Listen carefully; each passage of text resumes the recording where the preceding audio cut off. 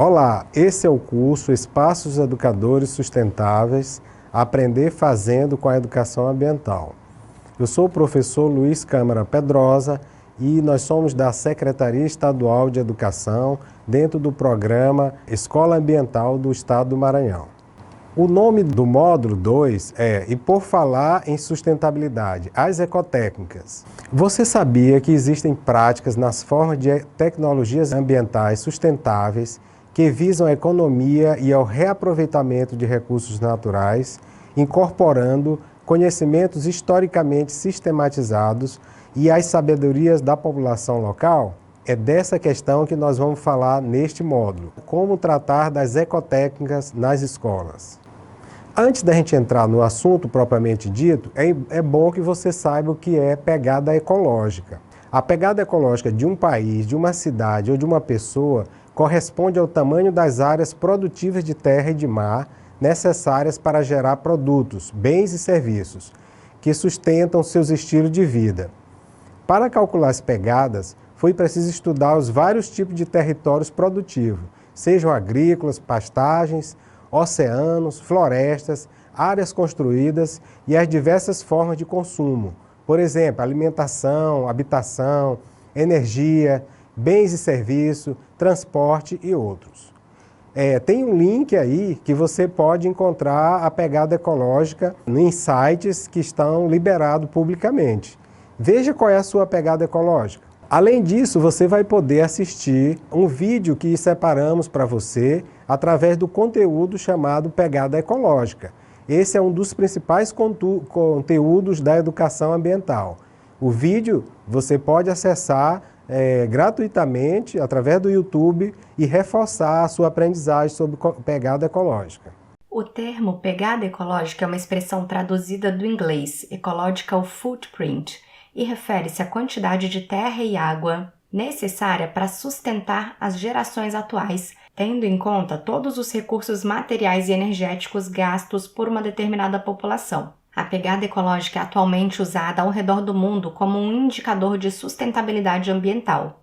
Podemos aprender sobre a pegada ecológica para avaliar como está o nosso estilo de vida, o nosso consumo. E se você tem interesse nesse assunto, recomendo que conheça esse livro que eu vou resumir para você, How Bad Are Bananas?, escrito por Mike Berners-Lee, um pesquisador e escritor em inglês que atua principalmente na área de gases e efeito estufa. Ele atualmente é professor na Inglaterra, na Lancaster University. Todos os dias você vai ouvir notícias sobre as mudanças climáticas, sobre o aquecimento global, sobre as queimadas na Amazônia, sobre inundações, derretimento da calota polar e assim por diante. Ao mesmo tempo, tudo o que queremos é uma vida tranquila. Já trabalhamos tanto e queremos determinadas facilidades na vida. Por isso, às vezes compramos comida embalada, comida pronta, que facilitam a nossa rotina.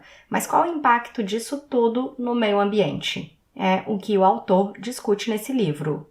Você respira o tempo todo. Enquanto respira, capta oxigênio e libera gás carbônico.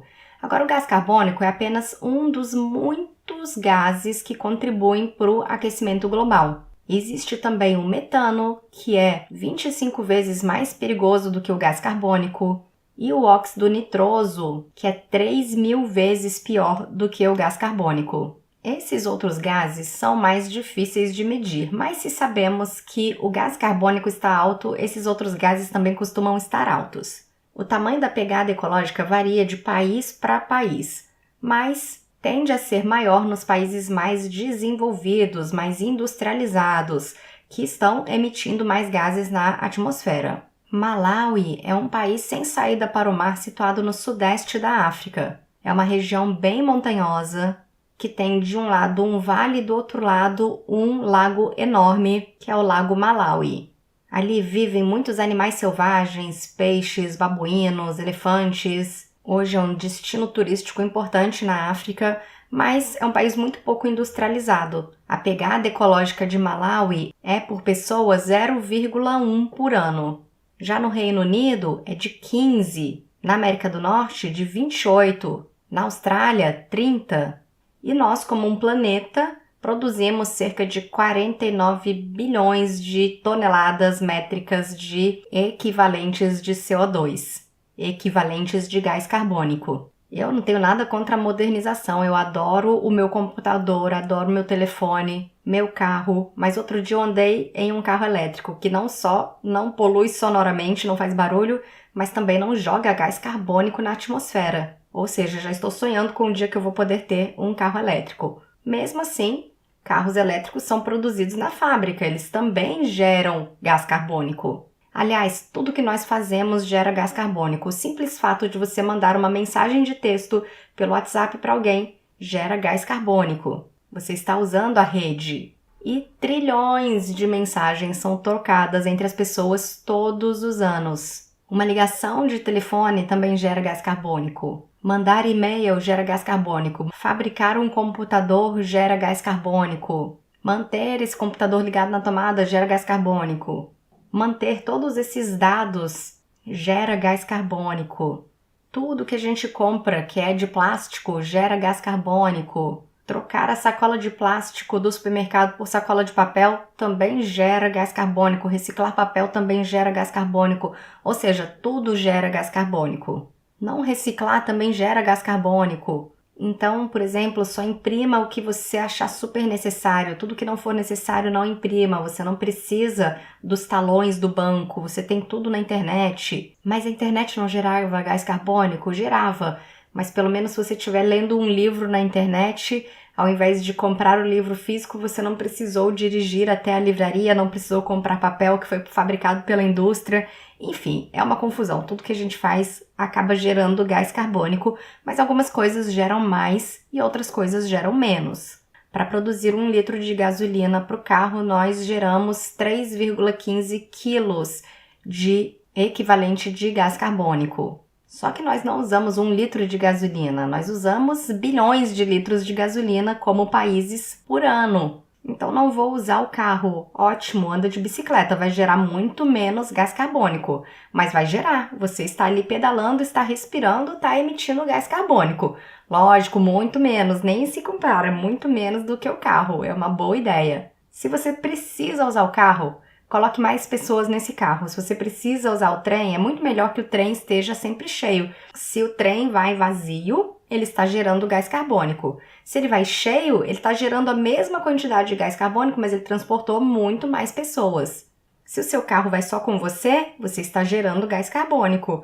Mas se vai com você e mais 3 amigos, você está gerando a mesma quantidade de gás carbônico, mas para transportar muito mais pessoas. Se você for viajar de Brasília ao Rio de Janeiro, que são cerca de 1.200 quilômetros, você pode ir a pé, de bicicleta, de carro, de ônibus, de avião. Não conheço ninguém que foi a pé, muito chão, mas conheço ciclistas que foram de bicicleta. Eles vão precisar pedalar muito, vão precisar comer muito para chegar até o Rio de Janeiro. Vão produzir gás carbônico, cerca de 72 mil gramas de equivalentes de CO2. Isso se durante o trajeto o ciclista for comendo banana. Se ele resolver se abastecer comendo hambúrguer, aí ele vai emitir muito mais gás carbônico. E o hambúrguer também precisou de muito mais energia para ser produzido do que a banana. Então, de 72 mil unidades de carbono, passa para 208 mil. Já se a pessoa for de carro, um carro muito eficiente no uso de combustível passa para 568 mil. Se o carro for pouco eficiente, 1.792.000. E quem está dentro não está comendo nada. Se for comendo alguma coisa, você ainda coloca aí o custo da produção dos alimentos que foram consumidos. E de avião passa para 4 milhões unidades de carbono, porque a queima de combustível a altas altitudes acaba tendo um impacto muito mais negativo para o meio ambiente. E em termos de alimentação, quais são os alimentos que geram uma menor produção de carbono? Bom, se você comer a fruta que você plantou no seu jardim, você vai estar consumindo um alimento que gerou pouco carbono. Então, se você plantou a maçã no seu jardim, ou se é uma maçã aí da sua cidade, você foi pegar de bicicleta, você vai estar comendo uma maçã que gerou 10 gramas de carbono. Só que, em geral, a maçã que você come não vem do seu jardim, ela vem de alguma cidade longe. Então você não está consumindo um alimento que gerou 10 gramas de carbono, e sim um alimento que gerou 80 gramas de carbono, porque ela precisou ser transportada até a sua cidade onde você foi comprar.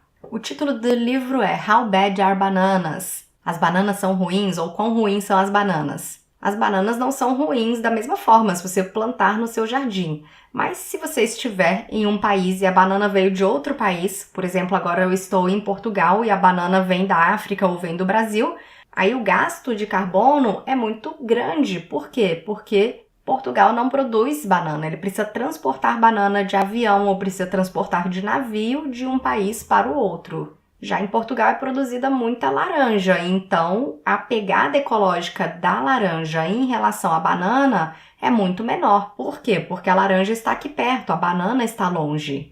A mesma coisa quem está no Brasil. A banana é produzida no Brasil, de repente até produzida na sua região. Mas se você resolver comer cereja, a cereja provavelmente vai vir do Chile ou de outro país. Então a pegada ecológica da cereja em relação à banana no Brasil é muito maior. Então, o quanto o alimento viaja é muito importante. A mesma coisa para carne. A produção de carne é muito custosa. Gasta água, precisa desmatar para caber bicho. Os ruminantes produzem muito metano, produzem muito gás carbônico. A carne vai precisar ficar refrigerada. Então, toda a produção acaba gerando um aumento do custo daquele alimento e um aumento da pegada ecológica também. Fora que você não vai comer carne crua, você vai precisar cozinhar essa carne, então você também vai gastar combustível ou energia. A mesma coisa acontece com as bebidas. Uma coisa é beber a bebida da pia, outra coisa é beber a bebida que foi filtrada, refrigerada. Outra coisa é comprar a bebida engarrafada, porque aí você passou pelo todo o processo de industrialização, não só de produção da garrafa, mas de transporte da garrafa. Então, a água da sua pia, que gerava 0,14 gramas de equivalente de CO2, quando ela é industrializada, já vai passar para 160 gramas de equivalente de CO2. Dependendo da distância que essa garrafa viaja, pode passar para 215 gramas de equivalente de CO2. A mesma coisa os chás. Você está tomando chá de erva plantado na sua janela ou no seu vaso, no seu jardim? Ou você está importando o chá da Índia, o chá da China, o chá do Japão? Você está consumindo a cerveja que foi produzida na sua cidade ou a cerveja importada? Você está comprando a roupa que foi produzida na sua cidade ou a roupa importada? Você está lavando a sua roupa em casa e deixando para secar na corda, ou você está mandando para uma lavanderia onde eles vão secar usando eletricidade? Você usa a meia sem passar ou você passa todas as suas roupas, inclusive as meias? Então tudo que a gente faz gera gás carbônico, tudo contribui para a pegada ecológica. Você quando toma banho no chuveiro, você desliga a água quando você está se ensaboando ou lavando o cabelo, ou você deixa a água correndo quente? Você compra só o que você precisa ou você compra muito mais do que você precisa? Você usa todas as roupas que você tem? Você usa todos os sapatos que você tem? Você leu todos os livros que você comprou ou você fica comprando livros sem nem ter lido o anterior? O desmatamento também é outra grande causa de emissão de gás carbônico. Quanto mais a gente desmata, mais gás carbônico chega à atmosfera. Então, se você quer reduzir a sua pegada ecológica, preste atenção em como você se movimenta, que tipo de transporte você usa. Você está comendo alimentos produzidos por produtores da sua cidade ou você está comprando alimentos que vêm de longe? Você está comendo carnes em uma quantidade exagerada? Você leva a sua sacola de pano para o supermercado ou você pega vários sacos de plástico? Você compra sua alface sem plástico ou você já compra sua alface embalada? Ao cozinhar, se você vai ferver a água, coloque a tampa na panela. Aí a água vai cozinhar mais rápido, vai ferver mais rápido. E você não vai gastar tanta energia, não vai produzir tanto carbono. Se você quer avaliar a sua pegada ecológica e receber mais dicas sobre como reduzi-la, eu vou deixar um link para você fazer o teste. O primeiro passo para trabalhar com ecotex na escola é você conhecer o espaço físico da escola. Pois bem, o espaço físico da escola envolve 3 elementos: a localização geográfica da escola, o tipo de solo da escola e a planta baixa da escola. O tipo de solo da escola, geralmente no Nordeste, a gente trabalha com solo arenoso. É um solo que ele se empobrece de tanto chover no período, né? No período como esse agora, correspondente às chuvas, né? Ele se torna um solo empobrecido das chuvas, porque elas arrastam os nutrientes do solo. E a planta baixa da escola é como se fosse uma fotografia de cima da escola, para que você veja toda a área construída e toda a área não construída da escola. São passíveis de intervenções de ações sustentáveis. Olha o exemplo de uma planta baixa da escola feita pelos alunos. Eles fizeram a planta baixa da escola no próprio caderno deles, né? E aí com a localização, né? Os pontos cardeais, né? E também com o auxílio de professores de geografia, de história, professores de matemática, né? Todos os professores que têm interesse em tratar da questão das ecotécnicas. Essa planta baixa foi escrita de forma livre pelos alunos, foi produzida de forma livre por eles. E a base da orientação também é a posição do solo e também a localização dos ventos, né? que acessam a escola. Temos aí uma atividade de aprendizagem para que você faça, reforçando esse conteúdo. Peça para os estudantes desenhar a planta da sua escola, contendo o edifício e a área livre. Considere a área até o limite do terreno e também o entorno externo, até um raio de aproximadamente 100 metros. Nessa planta, indique o caminho do sol e dos ventos, bem como os serviços localizados nas redondezas. Procure identificar os problemas e potencialidade de transformação, considerando critérios de sustentabilidade ambiental.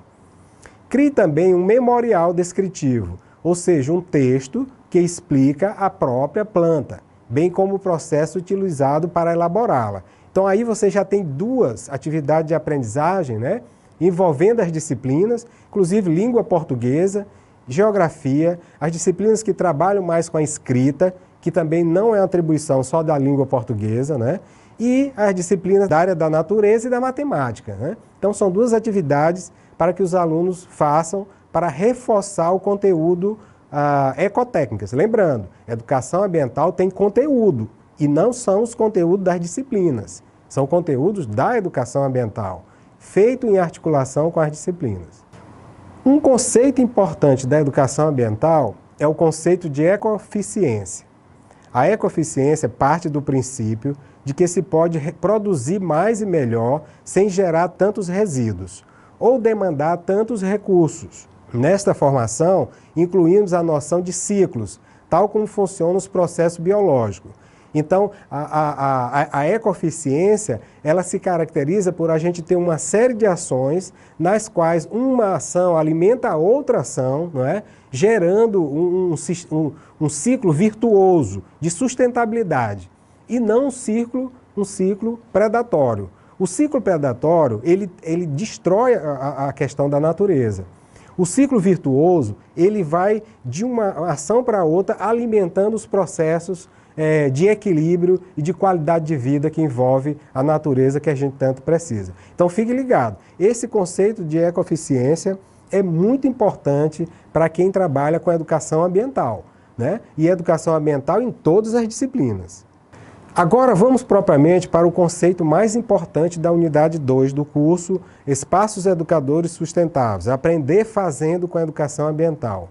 É o conceito de ecotécnicas. Educadores, educadoras, ecotécnicas são tecnologias ambientalmente sustentáveis, ou seja, aquelas que reduzem o uso e estimulam o reaproveitamento de recursos naturais, incorporando os saberes históricos dos grupos humanos, integrando as novas sínteses e descobertas científicas às descobertas tecnológicas do cotidiano.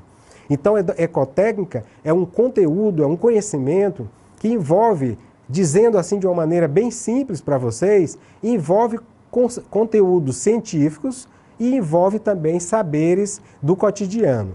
Muito deles, saberes populares, que nós estamos perdendo, que nossos avós sabiam e que agora, com tanta tecnologia, com tanta industrialização, a gente terminou perdendo e esquecendo desses saberes. Pois bem, as ecotecas resgatam esses saberes, sem negar os conhecimentos científicos e tecnológicos.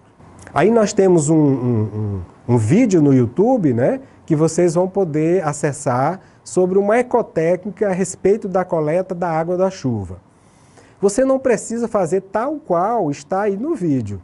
A coleta de água da chuva você coleta até num balde, né? Numa cisterna, uma cisterna com um cano improvisado, né? Você coleta a água da chuva.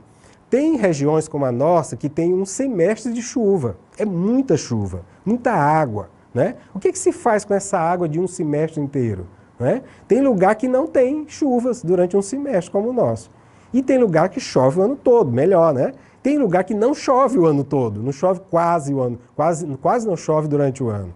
Nós temos, o nosso perfil é de um período chuvoso, que nem é chamado inverno, é um período de chuvas. E o que a gente faz com a água da chuva? Então, recomendamos que se faça ecotécnicas. Olá, hoje a gente vai ver um sistema de captação de água de chuva. Aqui nós temos um teto de mais ou menos uns 100 metros quadrados, um pouco mais. E nessa região chove mais ou menos 1000 milímetros por ano, que então, quer dizer que a gente pode captar até 1000 litros por cada metro quadrado de telhado. Então, se temos 100 metros quadrados, pode captar em um ano de chuva até 100 mil litros, que é bastante água. E como a gente faz? A chuva cai, vai por essas canaletas aqui em cima e toda a chuva é concentrada aqui nessa tuberia, nesse cano. E vem pra cá. Primeiro a água passa por um desviador de primeiras chuvas, que a gente chama. E como funciona? A água passa por aqui, antes ela passa por um filtro para tirar folhas secas e coisas grandes que está no teto. Então a água vai chegar na nossa cisterna com uma qualidade um pouco melhor. Vou mostrar como que funciona aqui dentro esse desviador de primeiras chuvas. A primeira chuva que cai no teto, ela limpa o teto, né? Se fica uma semana, um mês sem chover, que seja, vai começar a ter folhas de árvores no teto, mas também pó. E esse pó a gente não quer que entre na nossa cisterna, senão a gente vai ter que dar uma manutenção nela mais seguido. Então, como que a gente faz para essa primeira água de chuva não entrar na cisterna? A gente calcula mais ou menos 1 litro por metro quadrado. Então, se a gente tem um teto de 100 metros quadrados, a gente vai descartar os primeiros 100 litros de água. Esse tambor nosso aqui tem uns 120 litros mais ou menos. 120 a 150. Então a água chega por aqui. Vê se você consegue mostrar aqui dentro. A água chega aqui. Aqui dentro tem uma bolinha. Não sei se dá pra ver bem, mas tem uma bolinha lá dentro. A água entra por esse cano e vai enchendo o nosso tambor. Vai enchendo, enchendo, enchendo. Essa bolinha ela é de isopor, mas pode ser de qualquer outro material, com uma bola que flota, que ela sobe com a água. Então a água vai subindo, a bolinha vai subindo junto, até que o cano sofre uma redução. Então a bolinha é maior que o cano e ela vai tapar o cano. Então a água nova que chega já não vai conseguir descer mais, porque a bolinha tapou esse cano. Então ela vai fazer a curva, a água e entrar por aqui, que vai para nossa cisterna. Então dessa maneira, os primeiros 120 litros de água que chegam aqui ficam nesse tambor parados, que é a água mais suja. E ela é descartada depois, por uma chave que tem aqui. Uma torneira. Então, assim a água que chega na cisterna vai ter uma qualidade melhor, correto? Depois, ela poderia ir direto para a cisterna já, mas a gente aqui colocou um outro sistema para limpar ela um pouco melhor, para ter uma qualidade melhor de água. A água chega por aqui, nessa primeira câmara, que é uma espécie de sedimentador. Ou seja, é para tirar partículas grandes que estão na água, que vão ficar lá embaixo. A água vai subindo, vai enchendo essa câmara, enchendo, enchendo, e entra aqui pelo meio. Tem 2 canos aqui no meio. Ela passa para a segunda câmara. E a segunda câmara está toda cheia de grava, que é brita, toda cheia de brita, até o final. Então a água chega por 2 canos, vai até embaixo pelo cano e começa a subir. Então essa segunda parte, esse segundo é um filtro de brita, a gente poderia chamar, ele vai tirar partículas bem pequenas, que tem umas folhas aqui, bem pequenininhas, que passam ainda pelo filtro, pela nossa primeira malha. Então quando essa folha chega aqui nesse filtro de brita, ela não vai subir, a água vai subindo e a folha fica retida ali na brita. E a água que vai entrar na cisterna, entra por aqui, vai ter uma qualidade muito melhor do que a água que chegou antes. Entra por aqui a água. E a nossa cisterna está toda abaixo dessa área aqui, onde está a mesa. Tem uma capacidade de mais ou menos 35 mil litros. Então, é isso. Nosso sistema de captação de água de chuva. Quais são as características da ecotécnica? Primeiro, elas adaptam-se aos diferentes biomas e ecossistemas. Segundo, baseiam-se na ética do cuidado e são regidas pelo princípio da precaução, ou seja, no reconhecimento de que a existência de risco requer a adoção de medidas que possam prever possíveis danos. Terceiro, não agride o ambiente e a paisagem. Quarto, permitem a reciclagem constante de matéria e energia, reproduzindo aquilo que ocorre constantemente na natureza. O resíduo de uma atividade se transforma em alimento para outra. Foi isso que nós falamos anteriormente, né? Da questão da sustentabilidade. Tem custo viável e fácil de implementação, isto é, permitem que todas as escolas as implementem. Outro, podem ser aplicados nas escolas das famílias e das comunidades, ou seja, nas escolas das pessoas que frequentam, nas famílias das pessoas que frequentam as escolas e também no entorno da comunidade, em torno da escola, gerando aprendizagem. E, finalmente, geram energia e reproduzem a vida em vez de consumi-la. Então, é uma proposta no sentido da sustentabilidade. Olha o exemplo aí de coleta de água da chuva. Esse exemplo da coleta de água da chuva, que é uma ecotécnica, ele está no caderno de educação ambiental que foi produzido pela SEDUC, junto com a CAEMA, o Movimento Escoteiro do Brasil e o Fórum Nacional das Águas. Você pode acessar esse caderno, ele está lá no link no site da SEDUC.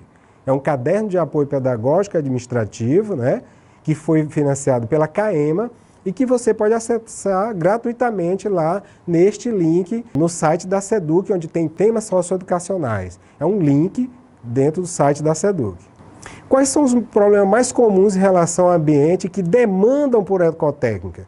A necessidade de conforto térmico, a necessidade de economizar água e energia são questões, a melhor destinação dos resíduos gerados na escola, a produção de alimentos, a maior acessibilidade, a reutilização do óleo de cozinha, que contamina as veias da terra, igual o óleo contamina as veias do ser humano.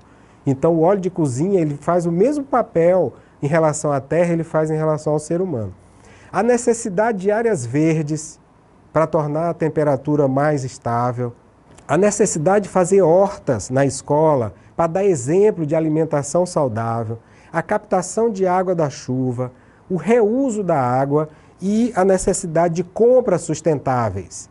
Então, esses são os problemas mais comuns que você encontra dentro da escola e que podem ser fatores geradores da elaboração de projetos com ecotécnicas. Tem mais uma atividade aí legal para vocês nos slides desse curso que nós estamos oferecendo da unidade 2. Lembre, o curso é Espaços Educadores Sustentáveis, né? Aprender fazendo com a educação ambiental, e essa é a unidade 2, Ecotécnicas. Priorize algumas ecotécnicas que parecem mais condizentes com a realidade da sua escola e com as necessidades e potenciais identificados na planta baixa da escola.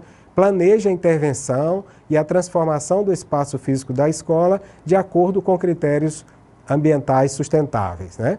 Então você vai o que fazer? Você vai observar a planta baixa da escola, observar a própria escola, né? E aí você vê qual o potencial das áreas construídas e não construídas para ter uma ecotécnica. Essa escola aqui, é melhor ter uma coleta de água da calha, da calha do telhado, que desce do telhado para coletar água, né? Para a gente armazenar um pouco de água, né? Essa escola aqui, a gente pode coletar água dos ar-condicionados através de um balde, né? Que a gente já fez numa escola isso, né? Essa escola aqui é melhor ter uma horta, essa escola aqui é melhor fazer uma composteira, né? Então você vai ver, tem 53 ecotécnicas que você pode escolher uma para fazer na sua escola. E aí você ter uma prática de educação ambiental que não é um discurso, é efetivamente uma ação de educação ambiental.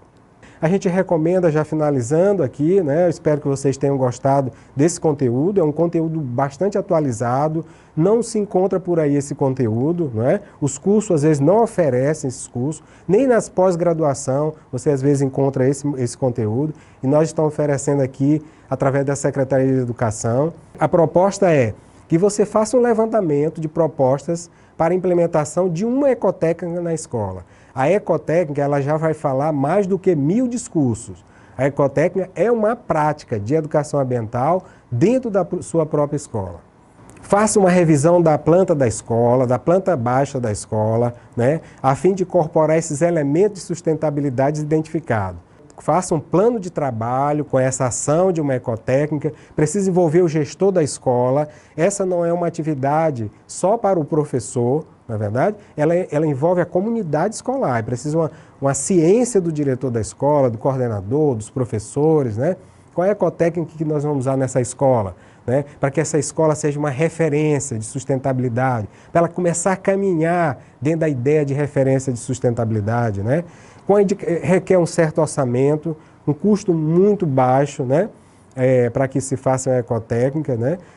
Para que se consolide a ecotécnica no ambiente físico da escola. A educação ambiental a gente começa na escola, depois é que a gente vai para a praia, vai coletar garrafa, vai plantar não sei o que, não sei aonde, mas se não tiver dentro da escola, a educação ambiental é um discurso esquizofrênico, que fala de uma coisa e vai fazer em outro lugar outra. Então nós precisamos fazer dentro da escola. E aí nós temos avaliações no fórum, atividades no formulário, né, que a gente está planejando, e essa atividade de síntese, que é o planejamento de uma ecotécnica. Muito obrigado e até o próximo encontro.